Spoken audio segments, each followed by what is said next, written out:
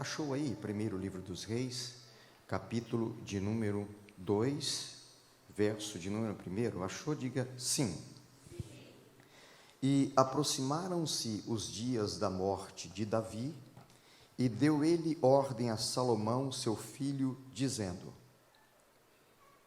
Eu vou pelo caminho de toda a terra, esforça-te, pois, e sê homem.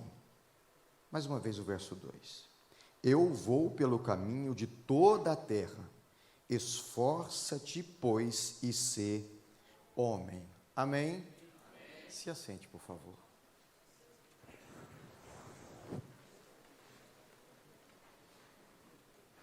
Bem,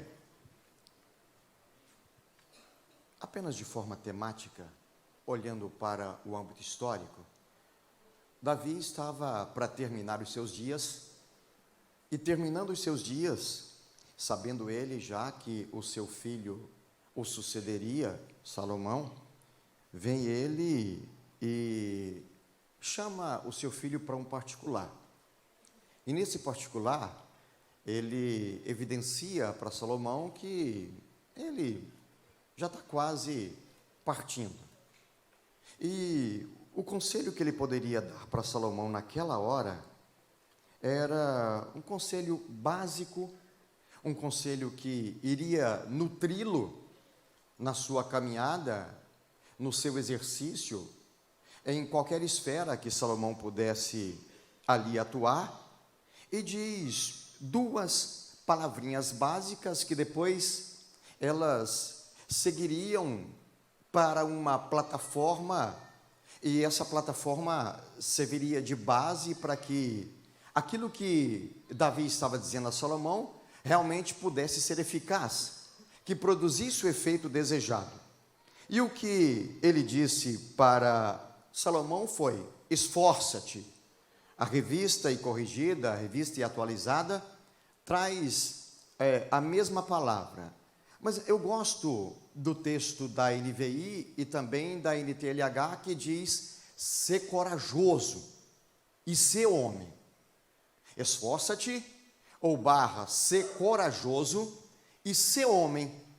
Parece desnecessário, parece ser uma coisa assim bem redundante, não é? O pai falar para o filho que ele tem que se esforçar e tem que ser homem, lembrando que ser é uma flexão do verbo ser, que fala de uma situação definida. Ser corajoso e ser homem. Então, dadas as palavras, logo o pai vai dizendo: e guarda a observância do Senhor, verso 3, teu Deus, para andares nos seus caminhos, e para guardares os seus estatutos e os seus mandamentos, e os seus juízos e os seus testemunhos. Ou seja, a plataforma era essa: esforça-te, ser homem. Agora, para que o seu esforço ele produza resultado, para que realmente a sua masculinidade ela apareça na forma original como Deus te criou, a base para tudo isso, a plataforma, é a observância ao Senhor. Interessante que ele não diz ao Salvador, diz ao Senhor. E continua dizendo que ele, paralela a essa observância, ele tinha que andar nos caminhos e guardar os estatutos e os mandamentos. Aí, a partir dessa conexão, com certeza, essa coragem, esse esforço, redundaria em algo efetivo, ou seja, produziria o efeito desejado. Tá bom. Salomão foi o que foi. Mas, uma pergunta bem básica, lembrando de uma básica orientação do reverendo Hernandes Dias Lopes, que diz que primeiro você lê, explica e depois aplica. A pergunta é: o que esse texto de 3.500 anos atrás tem a ver conosco hoje? Se fosse Davi falando para um de nós, como é que nós reagiríamos a essa orientação de ser corajoso e ser homem. Será que teria necessidade, se Davi fosse o meu pai, se fosse o seu pai, digo, enquanto sexo masculino, dizer para você que você tem que se esforçar e tem que ser homem? Eu acho que essa orientação deveria permear toda a relação entre pai e filho. Por quê? Porque se olharmos para a sociedade lá fora, a nível mundial, também inclui num patamar bem elevado o Ocidente, Brasil, nós vamos perceber que quando nós falamos em ser homem, lá fora, esse contexto de ser homem está extremamente relativizado. Esse contexto parece que perdeu o seu real significado. Todo o trabalho hoje de mídia, todo o trabalho que é feito pelo inimigo, usando todas as esferas que ele pode, é trabalhar para que aconteça a chamada desmasculinização da figura masculina e trazendo no contraponto um homem feminizado, um homem que usa cropped, um homem que está extremamente preocupado com a sua estética, mas despreocupado com a sua essência. Um homem que, se ele diz que a partir de amanhã o gênero dele é fluido e ele se sente mulher, ele vai requerer que seja tratado também como tal. Um homem que, a cada dia que passa, perde a sua identidade. Digo a nível de mundo. O oinos, um mundo que conspira, age, trama, sempre contra os valores de Deus por meio da família que é configurada de forma tradicional pelo homem e pela mulher. Dia a dia o inimigo tem trabalhado. Se nós olharmos um pouco atrás, e dá para enxergar isso bem dentro do nosso retrovisor, nós iremos perceber que alguns dias atrás nós tínhamos homens, enquanto criança, bem raiz. Eu me lembro que a gente morando no interior de Goiás, criança pequena, e uma das coisas que mais traziam identidade para nós era você ir para o futebol e voltar sem a cabeça do dedo, não é? Ali era uma identidade, ou uma identidade visual, que mostrava que ele era um menino raiz. Não entrando na discussão se ele sabia jogar bola ou não, mas quando a gente arrancava a cabeça do dedo, a gente mostrava que realmente ali estava uma figura que não tinha medo de nada. Ou seja, trocando em miúdos, ele chutava tudo que vinha na frente, a despeito de perder a cabeça do dedo. Tínhamos essa identidade. Mas a cada dia que passa, a trama maligna, que tem como gestor o inimigo, nosso adversário, ele vem trabalhando a partir das mais variadas facetas de atuação, para que essa identidade masculina seja a cada dia perdida por meio da política, usando as redes sociais, usando as chamadas novas configurações familiares, para que a identidade masculina, raiz, original, bíblica, desapareça a cada dia. Movimentos feministas. Ah, pastor Francisco Eugênio, mas não seria feminista? Te falo da diferença daqui a pouco. Vem trabalhando para que isso aconteça. E a pergunta é: nós que servimos a Cristo, nós que pautamos, acreditamos e decidimos seguir o modelo original de Deus para nós enquanto homem, que resposta nós estamos dando e que atitude comportamental, seja em qualquer lugar que formos, estamos também dando para que isso aconteça. Nós vamos logo perceber que Deus dá alguns mandatos para o homem. E um dos mandatos de Deus para o homem é o mandato que ele atua de forma espiritual, ou seja, o mandato espiritual é o relacionamento desse homem, enquanto figura masculina, com seu Criador. E que tipo de relacionamento estamos nutrindo com o nosso Criador, para que através de nós estejamos contagiando a partir do nosso lar, e também contagiando os lugares por onde irmos. É natural que, hora ou outra, essa efetividade, esse triunfo, não sucesso masculino, mas triunfo, porque sucesso passa, mas triunfo permanece, ele vai depender da ação de uma mulher prudente, de uma mulher sábia, de uma mulher ajudadora, auxiliadora. Lembrando que o termo ajudadora no hebraico, shlak, que significa aquela que lhe é compatível. E é tão importante essa base feminina, essa plataforma, para que o homem seja efetivamente aquele que Deus espera, que a família espera, e que não mais nos dias de hoje, no Ocidente, a sociedade clama pela verdadeira masculinidade, que, se olharmos para o Gênesis 2:7, quando Deus sopra nas narinas daquele boneco, se é assim que podemos dizer, e faz dele alma vivente, criando o homem, aquele homem lá é o homem Adam, o antropo, que é o gênero, aquele que olha para cima, porque todo ser humano anseia por uma divindade.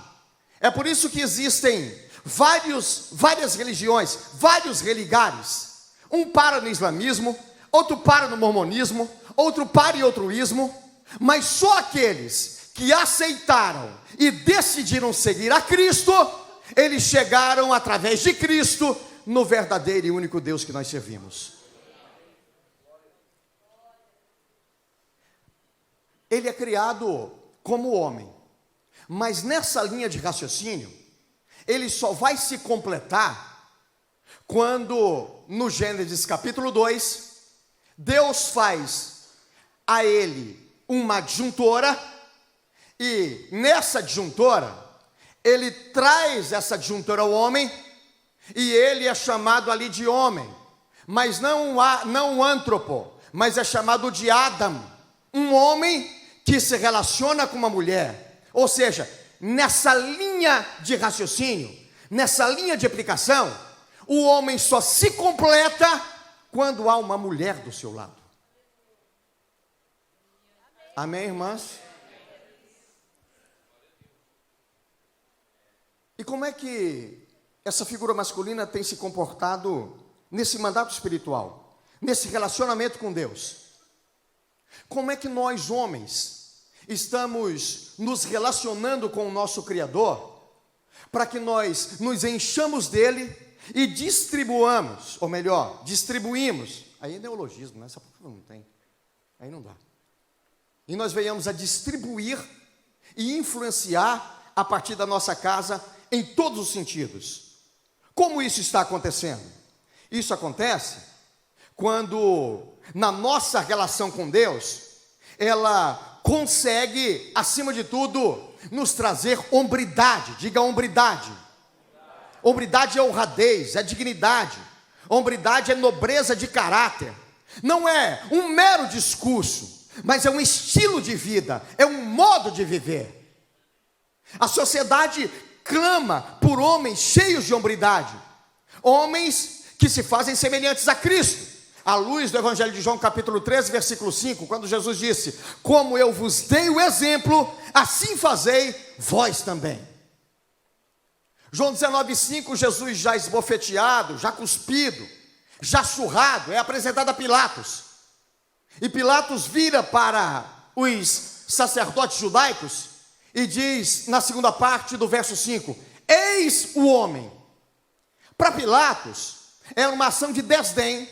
Para Pilatos, ele estava mostrando alguém que reivindicava para si a realeza, mas que na verdade estava a perder naquele momento.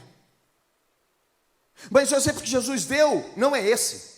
Jesus foi circuncidado o 8º dia. Jesus era homem, Jesus era macho. E se ele era macho e quer que o reflexo dele esteja em nós, ele não espera nada em nós a não ser hombridade. E essa hombridade traz a conexão com Deus, que revela um homem que sabe decidir, um homem firme. Se há uma coisa que alguém precisa achar no sexo masculino, o cabeça do lar, o cabeça da casa, é um homem que sabe decidir. Porque as mulheres estão cansadas desse homem que, quando surge uma necessidade de aparecer a masculinidade que ele tem, não sabe decidir, como diz a minha avó, fica ali amuado para o canto, um homem inseguro, não é? Parece que Deus tem que trazer uma chupetinha, molhar no melzinho para ele e botar na boquinha dele e dizer: toma, toma, toma, toma. Está precisando? E homem de verdade, homem másculo, não recebe melzinho na chupeta. Homem de verdade mastiga abelha. E não cospe não, engole tudo.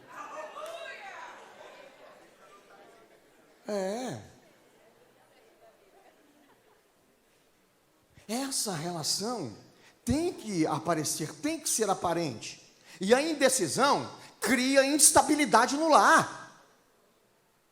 É válido, mas não é a forma correta.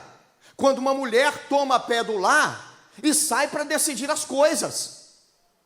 Tivemos um evento muito ruim na minha casa, há uns bons anos atrás, não é? O meu pai contraiu dívidas, muitas dívidas, e eles simplesmente, quando descobriram que essas dívidas existiam, e os credores começaram a cobrá-lo, o que ele fez? Minha mãe chega no quarto e vê, irmã Eline, ele arrumando as coisinhas dele, botando roupa na mala, e ela perguntou: onde é que você vai? Não, eu vou dar uma saída. Saída para onde? Começou a apertá-lo, aí ele contou que estava endividado e queria, não existia na época, mas hoje a gente pode contemporaneizar, hashtag partiu. Ela falou: você vai partir e vai deixar eu aqui com essa bucha para arrumar?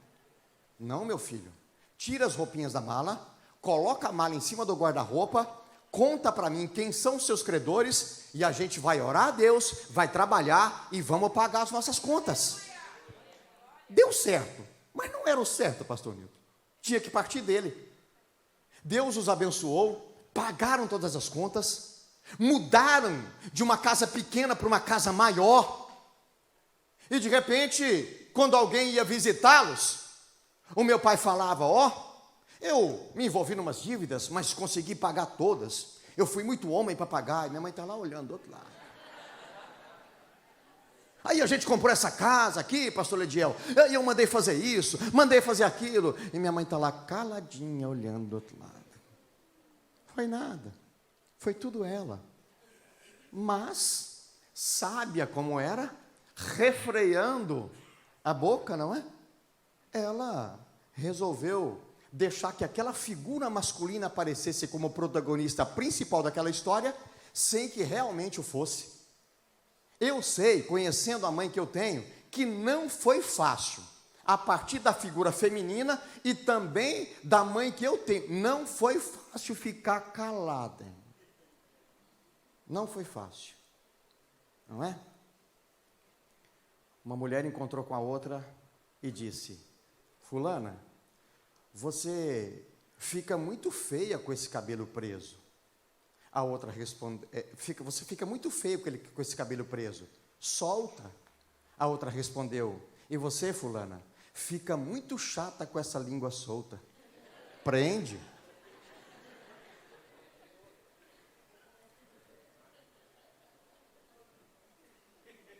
Mas, nesse interim, nós precisamos de homens que realmente saibam tomar decisões e sabem lidar com as decisões tomadas. Porque maturidade não está em tomar decisão, mas também lidar com a decisão tomada, seja ela em qualquer esfera. Tomou uma decisão, não deu certo, reconheça o erro, seja onde for, seja na relação com Deus, seja na relação familiar, seja na sociedade.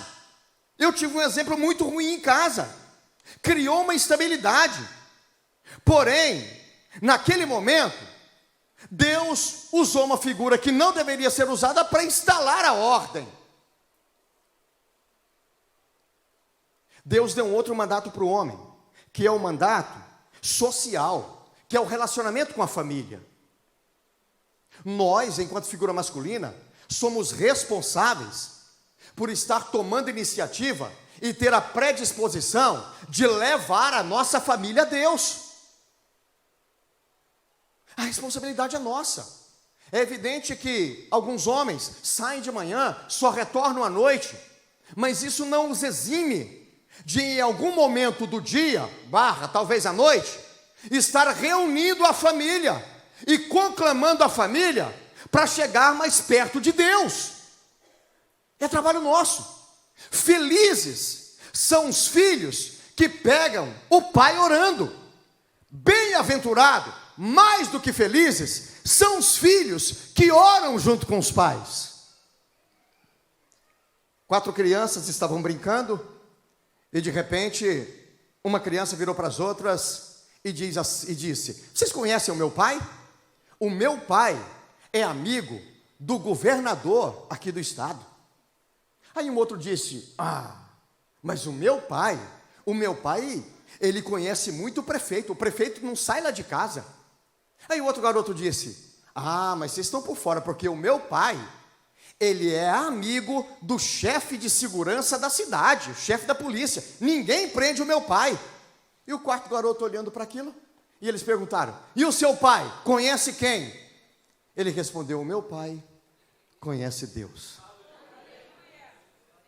Meu pai conhece Deus.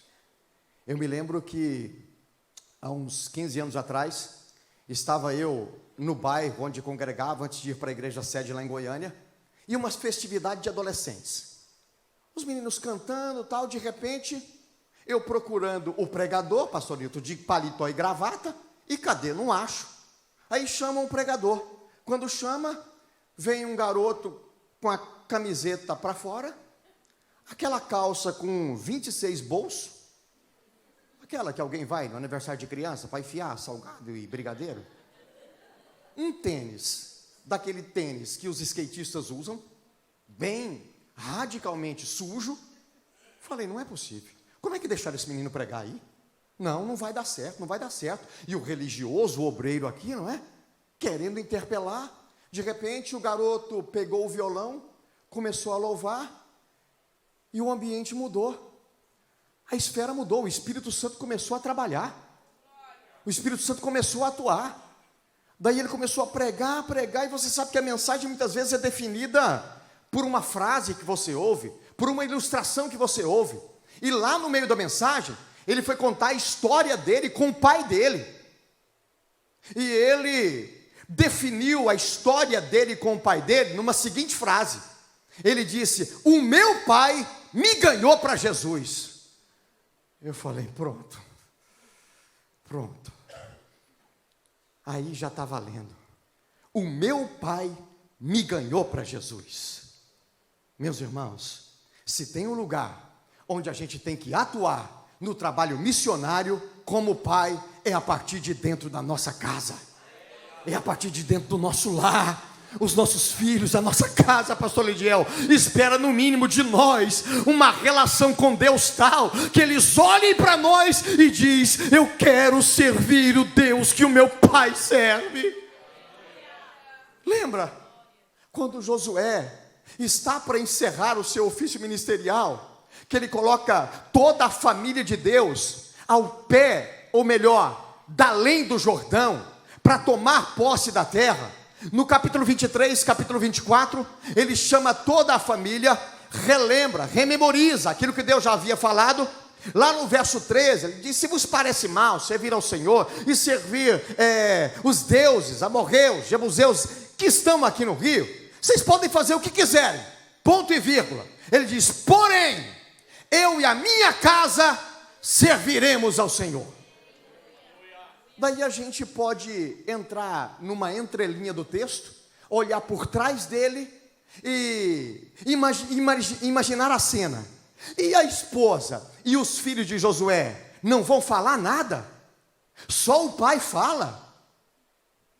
Eu imagino que naquela hora, por trás do texto, agindo com a imaginação, quando Josué disse: porém, eu e a minha casa serviremos ao Senhor. Alguém deve ter perguntado: e você, esposa? E você, filho? Não vai falar nada? O pai de vocês vai responder por vocês?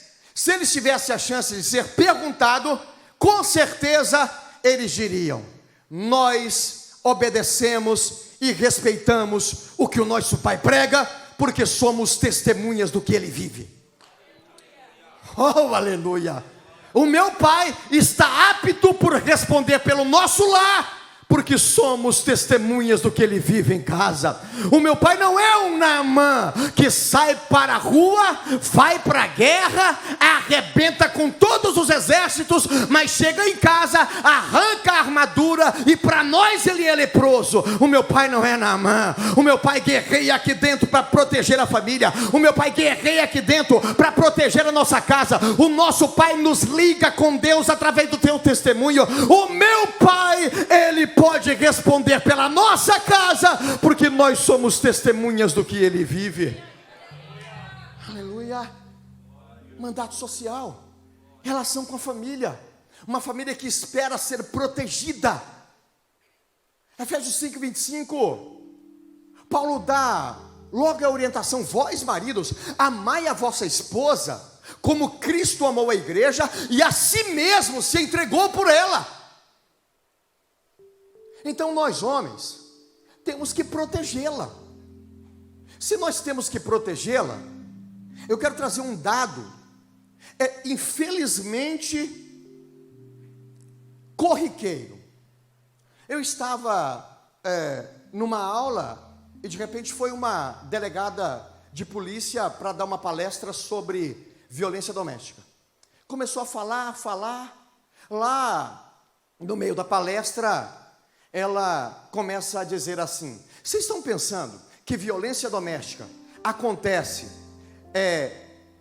nos lares que não são lares religiosos? Vocês estão enganados.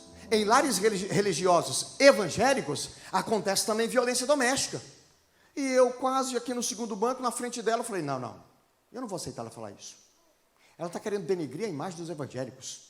E começou a falar, e eu aqui querendo levantar o meu dedo para fazer pergunta, para inquiri-la, para jogar na parede, querendo levantar, e nada. Ela finalizou a palestra, eu não perguntei nada, não fiz um comentário, não fiz um questionamento, e saí cuspindo fogo, bravo comigo, falando comigo: Francisco Eugênio, você permitiu que ela falasse isso e não perguntou nada? No mesmo dia, estou em casa, vendo o programa Vejam Só, da Rede Internacional da Graça. E lá eles nomeiam alguns temas para debate. E naquele dia o debate era violência doméstica. Uma terapeuta familiar e também psicóloga, e uma advogada, esposa de pastor presidente. Elas começaram a trazer alguns dados estatísticos do Instituto BEPEC, Instituto de Estatísticas Cristãs, a respeito da violência doméstica no meio religioso evangélico. E quando elas trouxeram os dados estatísticos, naquela hora eu disse: graças a Deus que eu não falei nada para aquela mulher. Se eu falo, ela tinha me fritado vivo. Irmãos, 40% da estatística de violência doméstica no Brasil são oriundos de lares evangélicos. Isso é triste. Por quê? Porque nós, maridos, temos que proteger as nossas esposas, protegê-las. Se vier alguém para agredi-las, se vier um assaltante, um ladrão, se alguém quiser invadir o nosso domicílio, Nós estamos lá para protegê-la. E se nós estamos lá para protegê-la, a pergunta é: nós só a protegemos contra os que vão de fora, ou nós a protegemos daqueles que estão lá dentro, ou seja, de mim mesmo? Se tem alguém que pode invadir o meu lar para tentar machucar psicologicamente, ferir fisicamente a minha esposa e a minha filha, eu não sei da reação na hora. Eu posso reagir e posso até matar essa pessoa que vem agredir. Legítima defesa, artigo 23 do Código Penal. Porém, se eu mato quem vai agredi-las, a primeira pessoa que eu tenho que matar para protegê-las sou eu mesmo. Sou eu mesmo.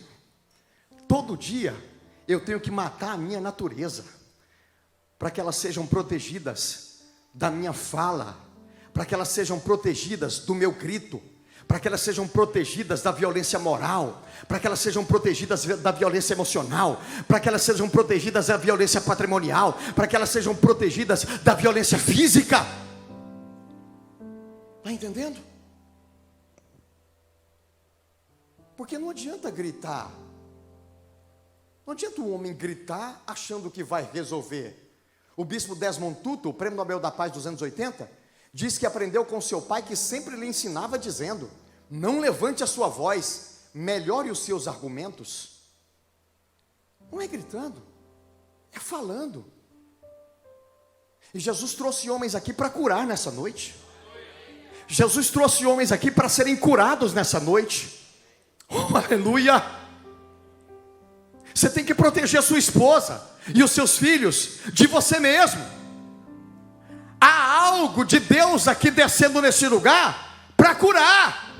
A verdadeira masculinidade, a verdadeira virilidade, ela não aparece na agressão verbal, na agressão emocional, na agressão física, não.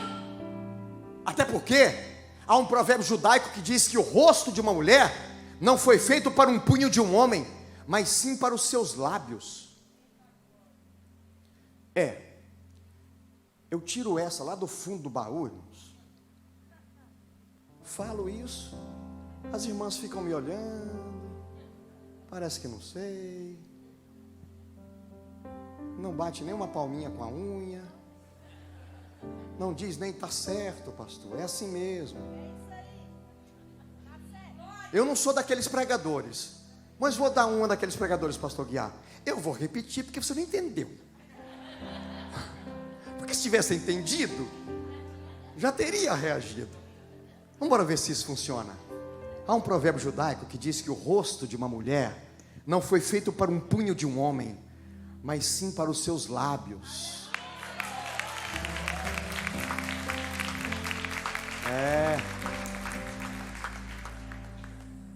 Agora funcionou, hein? Protegê-las, não é? Proteger nesse mandato social, no relacionamento com a família, também a prole que Deus nos deu. Proteger a nossa prole, como homem, proteger o seu filho. Um dia eu tive o desprazer de ouvir de um parente meu, evangelista, dizendo que estava super feliz porque o filho dele estava pegando várias meninas na igreja de fora. Ele estava feliz porque vai que ele quer pegar os meninos, mas está pegando as meninas. Glória a Deus por isso. Eu disse: você está feliz porque ele está pegando as meninas? Você tem que ensinar o seu filho a ser santo. Você tem que ensinar esse filho a respeitar as meninas.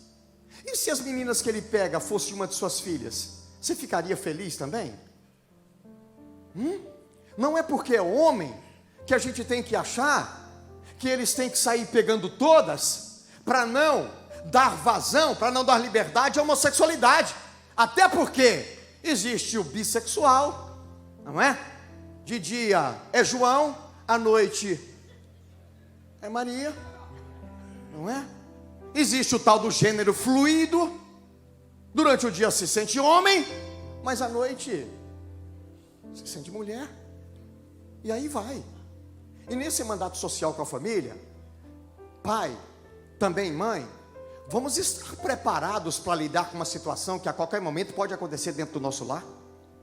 A qualquer momento você pode perceber um comportamento diferente do seu filho e da sua filha. E aí? Ela é menina, mas está com um comportamento masculinizado. Ele é menino, mas está com um comportamento efeminado. E aí, o que fazer? E agora, Deus, o que é que eu faço? Irmãos, isso está patente a qualquer um. Ele pode surgir. E aí?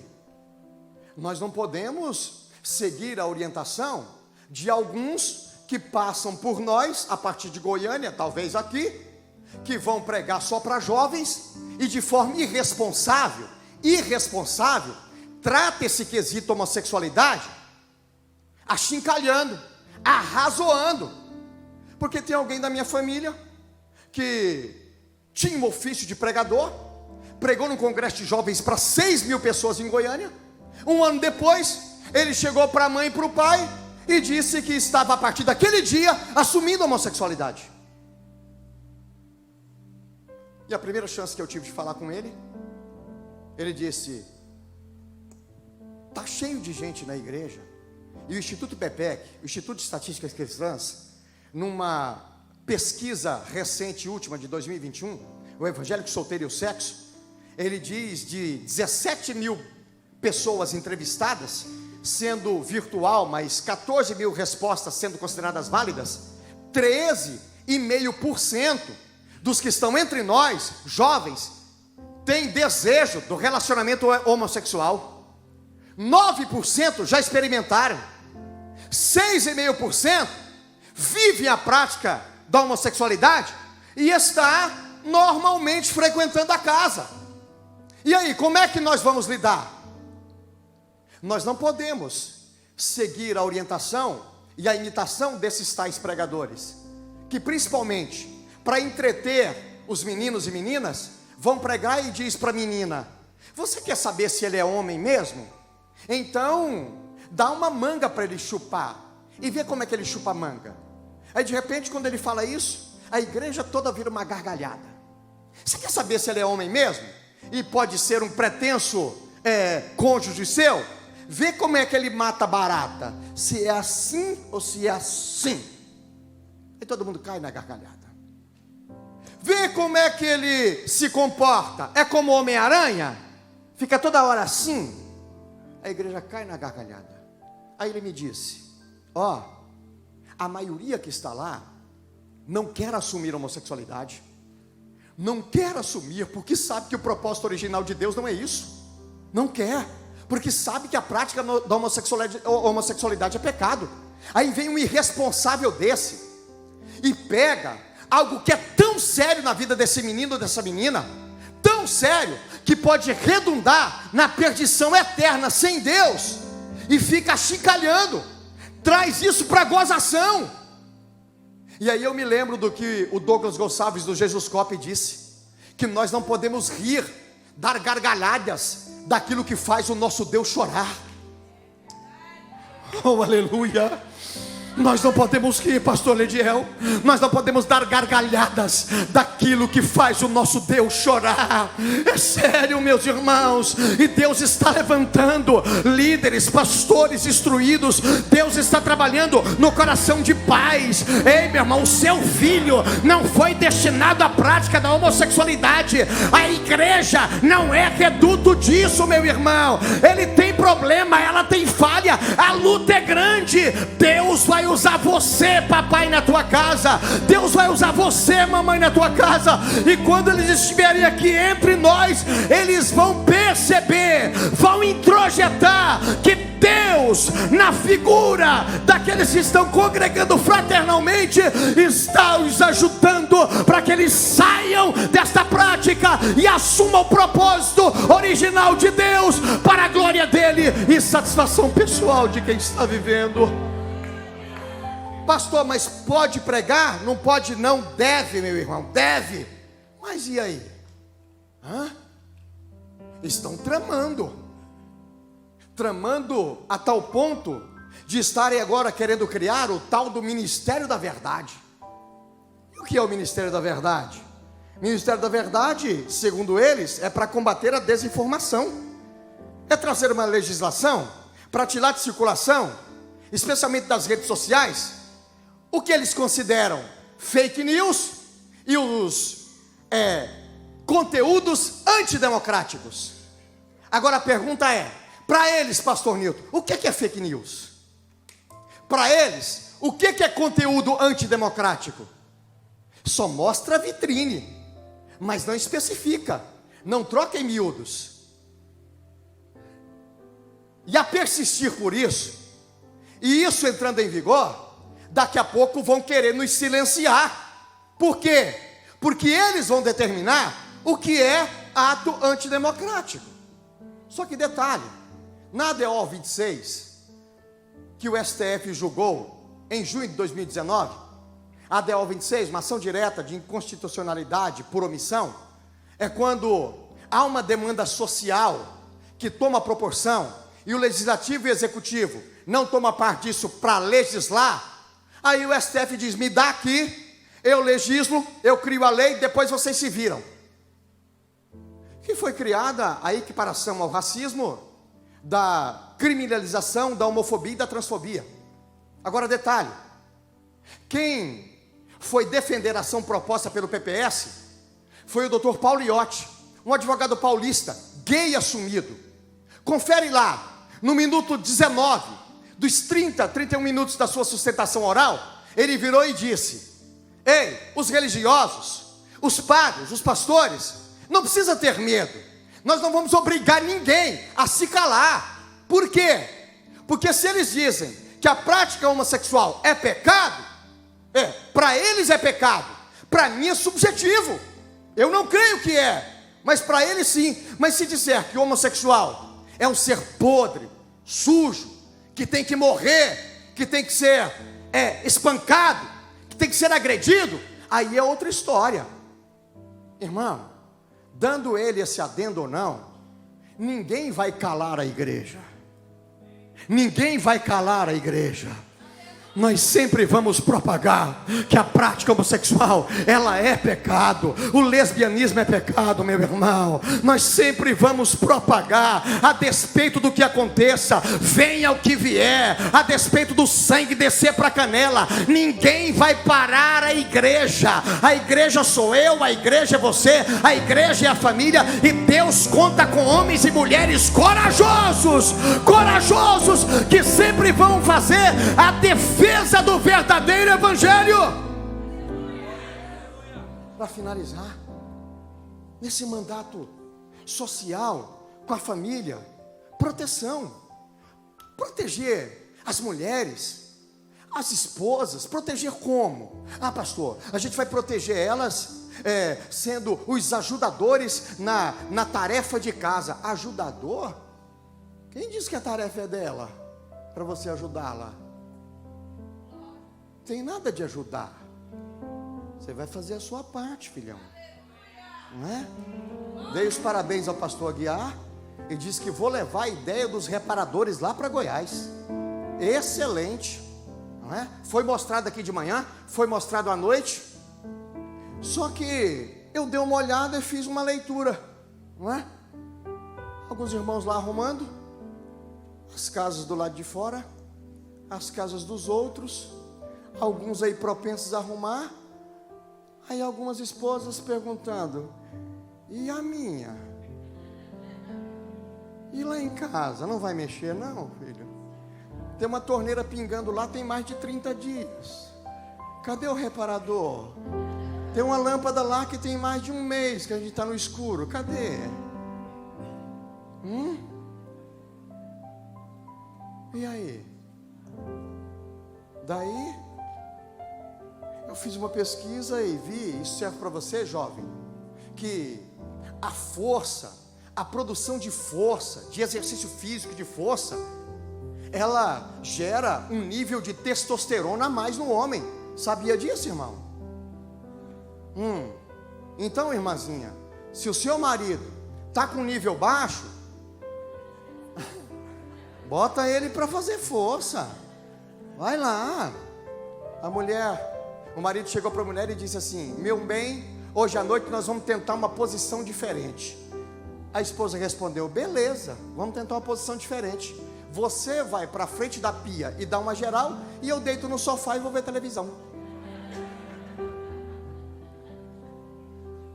Não é? Ei. Daí não cumpre a tarefa do lar. Quando chega a noite, esse marido pensa que a esposa dele é a Igreja Universal do Reino de Deus. Vai procurar ela para praticar a sessão do descarrego, né? Ah, tá. Quantos homens temos aqui casados? Levante a mão. Quantos querem ter uma noite maravilhosa com a esposa? Levante a mão, deixa eu ver. Quer ter? Então toca nessa esposa durante o dia, meu filho. Vai para frente da pia, dá uma geral lá. Vai para o banheiro, dá uma geral no banheiro. As irmãs estão comigo, sim ou não? Dá uma geral na casa, meu irmão. Vai lá, provoca ela, acende o estrogênio dela, acende a progesterona da sua esposa, meu filho. Dá uma geral na casa e se prepara, porque à noite o avivamento é certo. Ele vai chegar, meu filho. Vou terminar já. Paulo disse: se entregue de modo sacrificial, se for preciso, morrer por ela. Um casal que eu conheci lá depois de Água Boa, cidade de Ribeirão Cascalheira. Uns 2 meses depois, o irmão me ligou e disse: olha, aquele casal que você almoçou na casa deles, aconteceu uma tragédia com eles. O irmão faleceu. E sabe como se deu o falecimento dele, pastor Nilton? Eles vinham para Barra do Garças e de repente, em um certo perímetro da estrada, ele perde o controle do carro.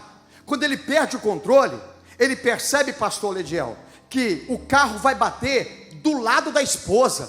O que ele faz? Ele gira o volante para a pancada ser em cima dele e proteger a esposa.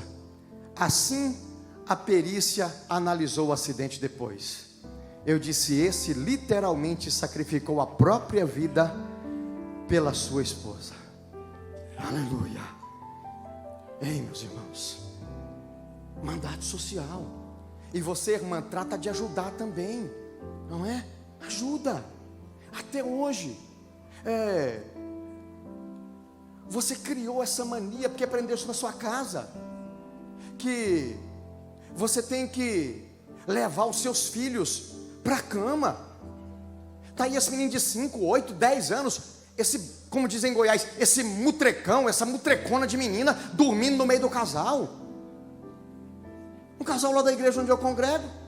Outro dia o irmão me contando que o marido dizendo: meu bem, esse menino não pode dormir aqui no nosso meio. Não pode dormir aqui no nosso meio. Não pode, esse reduto aqui é nosso. Não, vai dormir aqui, vai dormir aqui. Aí um dia ele pegou o menino, foi lá, botou lá no outro quarto, veio, trancou a porta do lado de dentro e guardou a chave, e o menino ficou berrando lá do outro lado.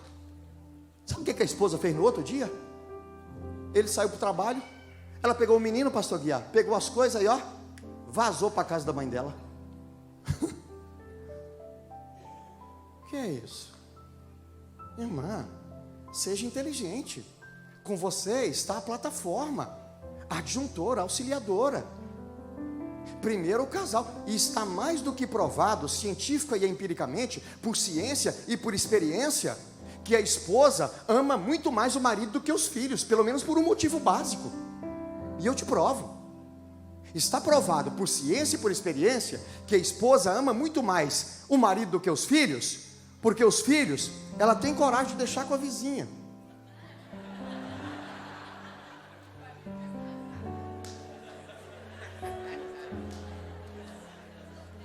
Fica de pé em nome de Jesus.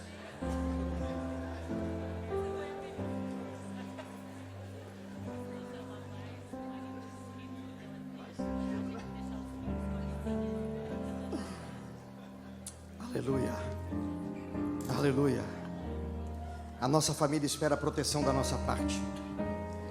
A Nossa família espera homens de verdade, homens que têm identidade. Não são esses conceitos dessa chamada masculinidade pós-moderna, desse homem frágil, inseguro, que não consegue reagir.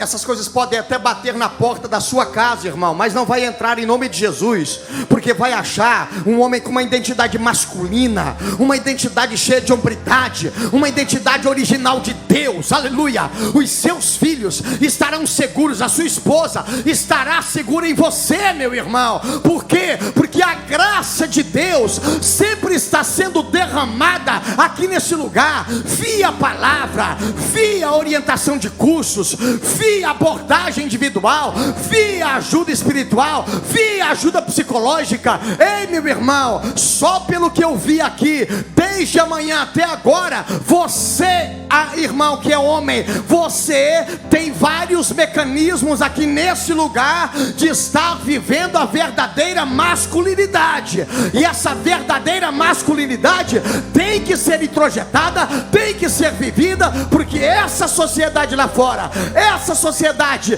doente, essa sociedade que é regida pelos valores anti-Deus, jamais vai atropelar a igreja de Cristo Jesus, a igreja de Cristo, Cristo homem, Cristo macho, que reflete na minha e na sua vida, e que tem prazer em usar a mim e usar você, para que nós façamos a defesa da instituição visível em qualquer lugar que ela estiver.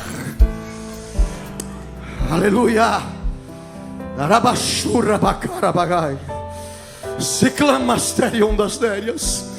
Eu sinto a presença do Espírito Santo de Deus entre nós desde a primeira canção, meu irmão. Eu sinto a presença do Espírito Santo de Deus entre nós em tudo que aconteceu aqui nesse ambiente. O Espírito de Deus trouxe-nos aqui para nos orientar. O Espírito de Deus trouxe-nos aqui para a gente pensar, meu irmão, à luz da palavra. E o pensamento que a gente absorve aqui é para ser vivido lá fora, vivido em casa, vivido na sociedade. Ei, meu irmão, a depender daqueles que aqui estão, a depender daqueles que Deus está falando em vários lugares, dos rincões desse país, a masculinidade jamais será deturpada. A identidade masculina, ela jamais irá desaparecer, porque Cristo Jesus estará sempre atuando na tua vida, meu irmão. Cristo Jesus estará sempre atuando na tua vida, minha irmã, para ser o suporte, para ser a ajudadora que sempre Ele esperou.